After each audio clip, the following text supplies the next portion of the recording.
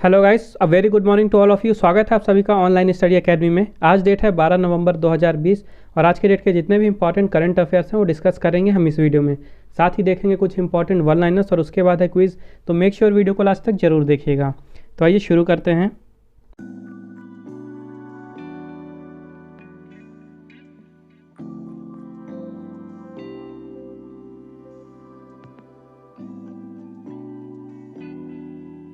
तो आज का पहला क्वेश्चन है, who has won the Indian Premier League 2020 title. Indian Premier League 2020 का खिताब किसने जीता है? तो इस साल मुंबई इंडियंस जीती है आईपीएल 2020 यानी कि इंडियन प्रीमियर लीग का 2020 का संस्करण। और इस साल इसका ये 13th एडिशन था और पेंडेमिक के चलते इस साल आईपीएल यूएई में खेला गया था, यानी कि यूनाइटेड अरब एमिरेट्स में खेला गया। और इन्होंने फाइनल में हरा था दिल्ली कैपिटल्स को। और बात करें प्राइज़ मनी की, तो विनर को इस साल मिले हैं 10 करोड़ रुपए। ओके, पेंडेमिक के चलते प्राइज़ मनी भी घटा दी गई थी, तो इस साल विनर को 10 करोड़ रुपए मिले हैं। और इस साल ये आईपीएल का 13वां संस्करण था। और बात करें मुंबई इंडियंस की, तो मुंबई इंडियंस ने अपना 5वां खिताब जीता है। इससे पहले मुंबई इंडियंस ने 2013 में, 15 में, 17 में, 19 में और अब 20 में, यानी 5 बार खिताब जीत चुकी है मुंबई इंडियंस।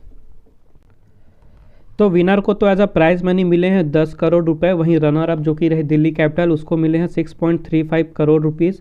और बात करें स्पॉन्सर की, तो 13वें एडिशन का स्पॉन्सर था ड्रीम 11। वेन्यू की बात करें तो ये फाइनल मैच खेला गया था दुबई इंटरनेशनल स्टेडियम में। और फाइनल मैच था मुंबई इंडियंस और दिल्ली कैपिटल्स के बीच। और फाइनल स्कोर था, दिल्ली कैपिटल्स ने बनाए थे 7 विकेट पे 156 रन और मुंबई इंडियंस ने 5 विकेट पे 157 रन बना के फाइनल जीत लिया। फाइनल में मैन ऑफ द मैच रहे ट्रेंट बोल्ट, जो कि मुंबई इंडियंस के प्लेयर हैं। वहीं बात करें ऑरेंज कैप की, तो ऑरेंज कैप दिया जाता है टूर्नामेंट में जो भी बैट्समैन सबसे ज़्यादा रन बनाता है। तो इस साल ऑरेंज कैप मिला है किंग्स 11 पंजाब के केएल राहुल को। इन्होंने टोटल 670 रन बनाए इस टूर्नामेंट में और एज अ प्राइज़ मनी इनको मिला है 10 लाख रुपए।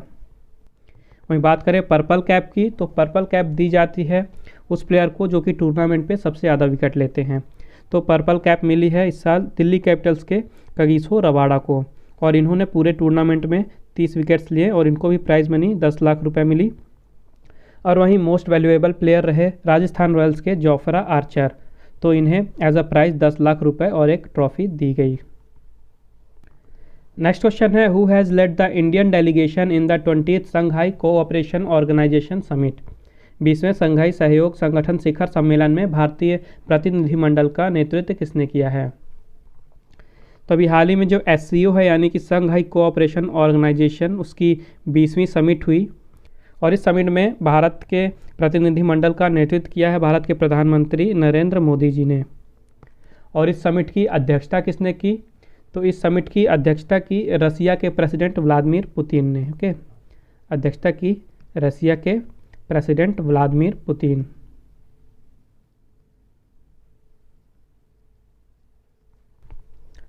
तो इस मीटिंग में जो 8 मेंबर स्टेट हैं SCO के, Russia, China, India, Pakistan, Kazakhstan, Kyrgyzstan, Tajikistan और उज्बेकिस्तान, तो इन 8 मेंबर स्टेट्स के जो हेड हैं वो पार्टिसिपेट किए इस मीटिंग में। इसके साथ ही जो 4 ऑब्जर्वर स्टेट हैं, ईरान, अफ़गानिस्तान, बेलारूस और मंगोलिया, यहाँ के भी चारों ऑब्जर्वर स्टेट्स के हेड मौजूद रहे इस मीटिंग में। और ये पहली बार हुआ है जबकि SCO समिट वर्चुअल फॉर्मेट में हुई है, पेंडेमिक के कारण हुआ इस बार ऐसा। और ये समिट का ऑब्जेक्टिव क्या होता है? तो पूरे साल भर जो भी इनिशिएटिव या एक्टिविटीज़ किए जाने वाले होते हैं SCO के द्वारा, कि पॉलिटिकल, सिक्योरिटी, ट्रेड, इकोनॉमिक और कल्चरल फील्ड में जितने भी एक्टिविटीज़ करने वाली रहती है SCO साल भर में, तो उसी के बारे में पहले से सब कुछ डिसाइड करने के लिए ये मीटिंग रखी जाती है, ये समिट ऑर्गेनाइज कराई जाती है। और बात करें SCO की, तो इसे संघाई पैक्ट के नाम से भी जाना जाता है। ये एक यूरेशियन पॉलिटिकल, इकोनॉमिक और सिक्योरिटी अलायंस है जिसका जो इस्टेब्लिशमेंट है उसका अनाउंसमेंट हुआ था 15 जून 2001 को संघाई चाइना में। लेकिन ये जो ऑर्गेनाइजेशन है ये इफ़ेक्ट में आई थी 19 सितंबर 2003 को। और इंडिया को सबसे पहले 2005 में SCO के ऑब्जर्वर स्टेट का स्टेटस मिला था। उसके बाद 9 जून 2017 को इंडिया और इंडिया के साथ ही पाकिस्तान ने जो SCO है यानी संघाई कोऑपरेशन ऑर्गेनाइजेशन, उन्हें as a full member join कर लिया था। कहाँ पे? अस्ताना, कजाकिस्तान में। नेक्स्ट क्वेश्चन है, who has inaugurated 13th urban mobility India conference 2020? 13वें शहरी गतिशीलता भारत सम्मेलन 2020 का उद्घाटन किसने किया है? तो अभी हाल ही में जो 13th urban mobility India conference 2020 है, इसे ऑर्गेनाइज कराया गया था ministry of housing and urban affairs के द्वारा, और इसे इनॉग्रेट किया है जो मिनिस्टर ऑफ स्टेट हैं independent charge housing and urban affairs के हरदीप सिंह पुरी जी ने। तो इसका राइट आंसर हो जाएगा ऑप्शन नंबर 2, हरदीप सिंह पुरी जी ने इनॉग्रेट किया 13th urban mobility India conference 2020। तो इस कॉन्फ्रेंस के लिए एक थीम रखी गई थी, थीम थी emerging trends in urban mobility के, emerging trends in urban mobility. और इस कॉन्फ्रेंस का फोकस था कि जो कोविड-19 पैंडमिक चल रहा है उस दौरान जो भी पर्सन्स हैं, लोग बाग हैं, उनको सेफ़ और कन्वीनियंट ट्रांसपोर्ट पहुंचाने के लिए जो भी चैलेंजेस सामने आ रहे हैं उनको नेशनल और इंटरनेशनल लेवल पे पूरा करना। उसके अलावा इसका एक ऑब्जेक्टिव ये भी था कि जो भी ग्रोइंग सिटीज़ हैं जिनके भी ऑफिशियल्स ने इस कॉन्फ्रेंस को अटेंड किया, उनको ये इन्फॉर्मेशन देना कि जो ट्रांसपोर्ट का फील्ड है वहाँ पे इस समय ग्लोबली कौन सी लेटेस्ट टेक्नोलॉजी चल रही हैं। नेक्स्ट क्वेश्चन है, which state government has launched सेचा Samadhan mobile app for farmers? किस राज्य सरकार ने किसानों के लिए सेचा समाधान मोबाइल ऐप लॉन्च किया है? तो अभी हाल ही में उड़ीसा के चीफ मिनिस्टर नवीन पटनायक जी ने किसानों के लिए सेचा समाधान नाम की एक मोबाइल ऐप लॉन्च की है। और इस ऐप के थ्रू जो भी फार्मर्स हैं उड़ीसा स्टेट के, तो उनको सिंचाई से लेके इरिगेशन से लेके जो भी प्रॉब्लम्स आ रही हैं तो वो उसकी फ़ोटोग्राफ्स या वीडियो बना के ऑनलाइन ही जो वहाँ का डिपार्टमेंट है उनको अपनी कंप्लेंट भेज सकते हैं। और उसके बाद जब उन्हें कंप्लेंट मिलेगा तो उन्हें एसएमएस के द्वारा एक कंफर्मेशन मिलेगा और उसके बाद उनकी जो समस्या है उस पर समाधान पे बात की जाएगी। इसके अलावा नवीन पटनायक जी ने जो वहाँ पे बीजू कृषक कल्याण योजना चल रही है उसके अंडर में इरिगेशन प्रोजेक्ट्स के लिए जो भी लोग अपनी एप्लीकेशन सबमिट कर सकते हैं, करना चाहते हैं, उनके लिए एक ऑनलाइन पोर्टल भी लॉन्च किया है। उसके अलावा उड़ीसा में जो कमर्शियल इस्टेब्लिशमेंट हो रहे हैं उनके लिए वाटर एलोकेट करने के लिए भी एक ऑनलाइन पोर्टल की सुविधा लॉन्च की गई है नवीन पटनायक के द्वारा। और उड़ीसा की बात करें तो यहाँ के चीफ मिनिस्टर हैं नवीन पटनायक, गवर्नर हैं गणेशी लाल और कैपिटल है भुवनेश्वर। नेक्स्ट क्वेश्चन है, who has chaired the committee that has approved 21 projects under integrated cold chain and value addition scheme?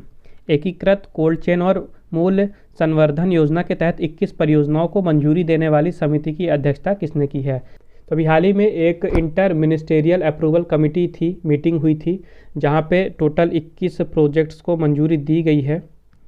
और इस मीटिंग की अध्यक्षता की थी जो ministry of food and processing industry हैं मिस्टर नरेंद्र सिंह तोमर जी ने।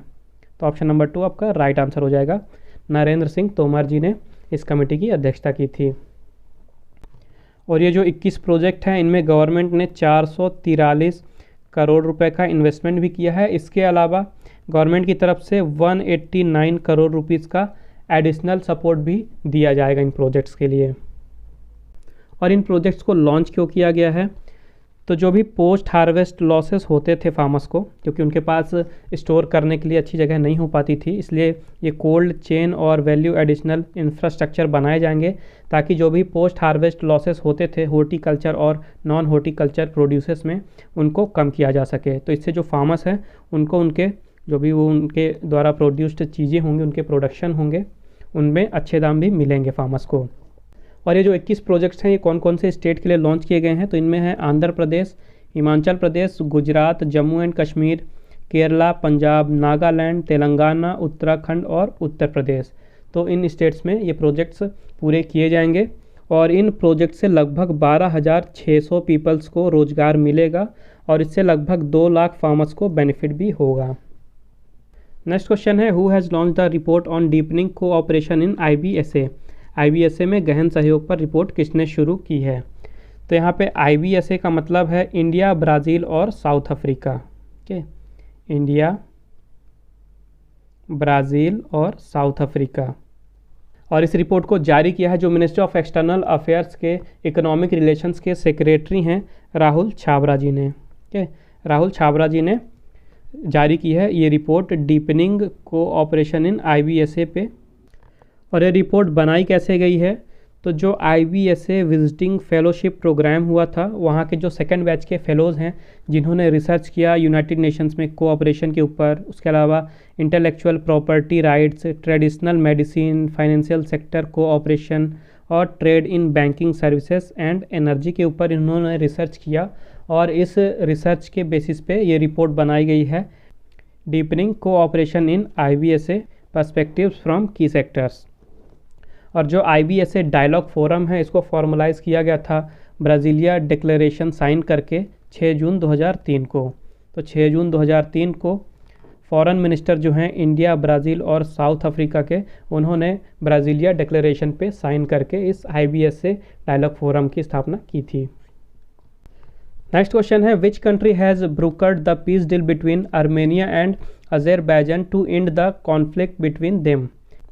किस देश द्वारा आर्मेनिया और अज़रबैजान के बीच शांति समझौते की मध्यस्थता की गई है ताकि उनके बीच संघर्ष समाप्त हो सके। तो अभी पिछले 1 या 1.5 महीने से आर्मेनिया और अज़रबैजान के बीच में कॉन्फ्लिक्ट चल रहा था, उनके बीच काफ़ी लड़ाइयाँ हो रही थी। तो अभी हाल ही में रशिया ने मध्यस्थता की है।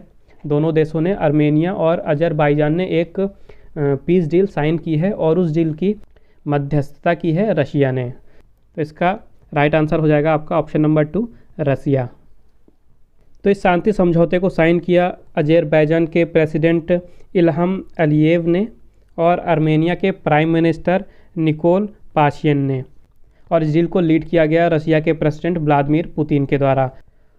और इस डील के साइन हो जाने के बाद जो आर्मेनिया और अज़रबैजान की जो भी आर्मीज़ हैं, उनको आदेश दिया गया है कि करेंटली वो जिस पोजीशन पे हैं कॉन्फ्लिक्ट के टाइम पे, वो जिस पोजीशन पे हैं वहीं पे वो होल्ड करेंगे अपने पोजीशन पे। ना तो आर्मेनिया की आर्मी आगे जाएगी, ना अज़रबैजान की आर्मी आगे जाएगी। तो इससे अज़रबैजान को कुछ फ़ायदा हुआ है। उन्होंने अपनी जो भी उनकी टेरिटरी थी, जो लॉस्ट टेरिटरी थी, लड़ाई के दौरान उन्होंने खो दिया था, तो उसका 15 से 20% उन्होंने रिक्लेम कर लिया है। और अब इस डील के बाद दोनों ही कंट्रीज़ अपनी अपनी जो सेनाएं हैं उनको फिक्स्ड पोजीशन पे, करंट पोजीशन पे रखेंगी जहाँ पे वो ऑलरेडी हैं। नेक्स्ट क्वेश्चन है, विच firm will acquire 100% shares of post bank system AG from douche bank.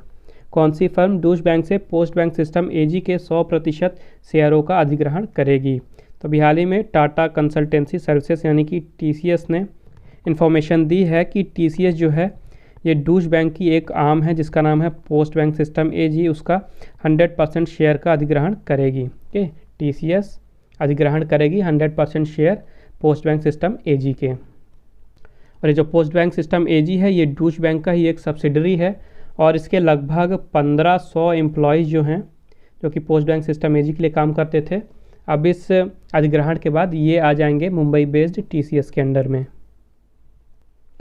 और ये डूश बैंक कहाँ का बैंक है? ये है जर्मनी का। नेक्स्ट क्वेश्चन है, who has released pictorial anthology on Mahatma Gandhi named मैले बुझेको गांधी। महात्मा गांधी पर मैले बुझेको गांधी नाम के सचित्र एंथोलॉजी को किसने जारी किया है? तो अभी हाल ही में नेपाल के प्रेसिडेंट हैं विद्या देवी भंडारी जी, उन्होंने महात्मा गांधी के ऊपर एक सचित्र एंथोलॉजी है जिसका नाम है मैले बुझको गांधी, उसे रिलीज़ किया है।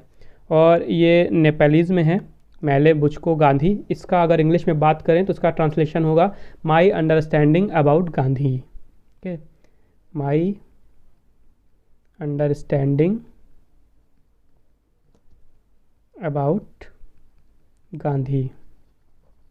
और ये एंथोलॉजी क्या होता है? एंथोलॉजी का मतलब होता है एक तरह का कलेक्शन, स्टोरीज़ हो गई या पोएम्स हो गए या किसी के थॉट्स हो गए, तो उनके कलेक्शन को कहा जाता है एंथोलॉजी।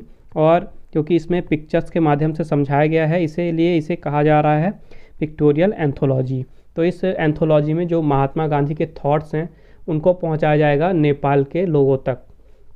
और इस एंथोलॉजी को लॉन्च किया गया था जो नेपाल की कैपिटल है काठमांडू, वहाँ के राष्ट्रपति भवन में एक स्पेशल फंक्शन हुआ था जहाँ पे इस एंथोलॉजी को लॉन्च किया गया है महात्मा गांधी जी के ऊपर। और यहाँ पे जो नेपाल में भारत के एम्बेसडर हैं विनय मोहन क्वाट्रा जी, वो भी प्रेजेंट रहे। और ये एंथोलॉजी बनाई किसके द्वारा गई है? तो एम्बेसी ऑफ इंडिया यानी भारत की जो एम्बेसी है नेपाल में, उसके अलावा BP Koirala, India Nepal foundation है, इन दोनों के द्वारा ये एंथोलॉजी लाई गई और इसे रिलीज़ किया प्रेसिडेंट ऑफ नेपाल विद्या देवी भंडारी जी ने। तो इस एंथोलॉजी में जो भी महात्मा गांधी के थॉट्स थे, उनकी वैल्यूज़ थी, उनकी टीचिंग्स थी, उनको नेपालीज पीपल्स तक पहुंचाया जाएगा। नेक्स्ट क्वेश्चन है which institute will lead the Australia India water centre from Indian side. कौन सा संस्थान भारतीय पक्ष से ऑस्ट्रेलिया भारत जल केंद्र का नेतृत्व करेगा। तो अभी हाल ही में ऑस्ट्रेलिया और भारत के बीच वाटर रिलेटेड रिसर्च के लिए, वाटर रिलेटेड टीचिंग्स के लिए और ट्रेनिंग्स के लिए सेंटर बनाया गया है, जिसका नाम दिया गया है ऑस्ट्रेलिया इंडिया वाटर सेंटर, और इसका इनॉग्रेशन किया गया हाल ही में वर्चुअल मोड में।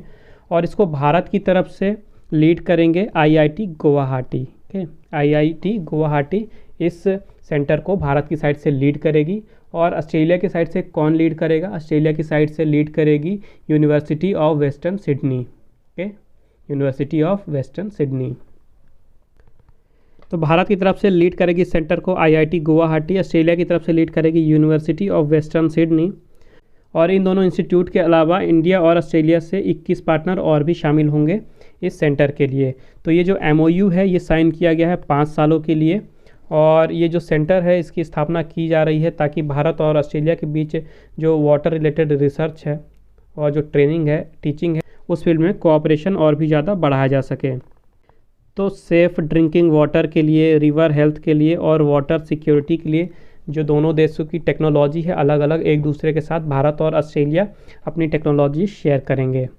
और बात करें ऑस्ट्रेलिया की, तो यहाँ के प्राइम मिनिस्टर हैं स्कॉट मॉरिसन, करेंसी है ऑस्ट्रेलियन डॉलर और कैपिटल है कैनबेरा। तो ये मूव करते हैं आज के इंपॉर्टेंट वन लाइनर्स की तरफ। सबसे पहले है Gorakhpur will host the international bird festival in February 2021। Gorakhpur फरवरी 2021 में अंतर्राष्ट्रीय पक्षी महोत्सव की मेजबानी करेगा। Karnataka bank has launched its RuPay debit card national mobility debit card. तो हाल ही में कर्नाटका बैंक ने अपना पहला रुपे डेबिट कार्ड लॉन्च किया है और ये पूरी तरह से कॉन्टैक्टलेस डेबिट कार्ड है और इसका नाम दिया गया है national mobility debit card. Next है MobiKwik partners with Amex to launch MobiKwik blue American Express card. तो अभी हाल ही में मोबीक्विक ने एमएक्स के साथ पार्टनरशिप की है और उसी पार्टनरशिप के अंडर में मोबीक्विक ने अपना पहला डेबिट कार्ड लॉन्च किया है जिसका नाम है MobiKwik blue American Express card. Next है Bhagat Singh Koshyari release the book Majhi Bhint authored by Rajendra Darda. Bhagat Singh Koshyari ji ने राजेंद्र दारदा जी द्वारा लिखित पुस्तक माझी भिंट का विमोचन किया। National education day was observe on 11 November to commemorate birth anniversary of Maulana Abdul Kalam Azad. मौलाना अब्दुल कलाम आज़ाद की जयंती के रूप में 11 नवंबर को राष्ट्रीय शिक्षा दिवस मनाया गया। And the last is Aziz Premji tops the EdelGive Hurun India philanthropy list 2020। EdelGive Hurun India परोपकार सूची 2020 में अजीज प्रेम जी सबसे ऊपर रहे। तो अब समय है आज के क्विज़ का। आज के क्विज़ का क्वेश्चन है which rare speciality Assam tea sets record for selling at highest price of 75,000 rupees per kg. Assam की किस विशेष चाय ने 75,000 रुपये प्रति किलो के उच्चतम मूल्य पर बिकने का रिकॉर्ड बनाया है। तो मेक श्योर इस क्वेश्चन का आंसर जरूर दें कमेंट बॉक्स में। आइए देखते हैं कल का क्वेश्चन। कल मैंने आपसे पूछा था according to World Bank latest report by what percentage will the remittance to India will fall in 2020। विश्व बैंक के नवीनतम रिपोर्ट के अनुसार 2020 में भारत के प्रेषण में कितने प्रतिशत की गिरावट आएगी। तो इसका राइट आंसर है 9%। तो वर्ल्ड बैंक की लेटेस्ट रिपोर्ट के अनुसार 2020 में भारत के रेमिटेंस में 9% की गिरावट आएगी। तो आज का सेशन यहीं समाप्त होता है। आई होप आपको ये वीडियो हेल्पफुल लगी होगी। अगर आपको वीडियो अच्छी और हेल्पफुल लगी है तो मेक श्योर वीडियो को लाइक कीजिए, शेयर कीजिए और चैनल को सब्सक्राइब कीजिए। अगर आपको आज के वीडियो का PDF चाहिए तो मैंने डिस्क्रिप्शन में टेलीग्राम चैनल की लिंक दे दी है। आप हमारे टेलीग्राम चैनल पे जाके आज का PDF डाउनलोड कर सकते हैं। उसके साथ ही आप फेसबुक में मुझे फॉलो कर सकते हैं ऑनलाइन स्टडी अकेडमी 20 पे, और आप इंस्टाग्राम में मुझे फॉलो कर सकते हैं online.study.academy सर्च करके। तो मिलते हैं कल फिर एक नए वीडियो में कुछ नए करंट अफेयर्स के साथ, और साथ में देखेंगे कुछ इंपॉर्टेंट वन लाइनर्स और क्विज तो होगा ही। तो मेक श्योर कल भी आप हमारे साथ इसी टाइम पे जुड़े। तब तक के लिए take care and thank you guys.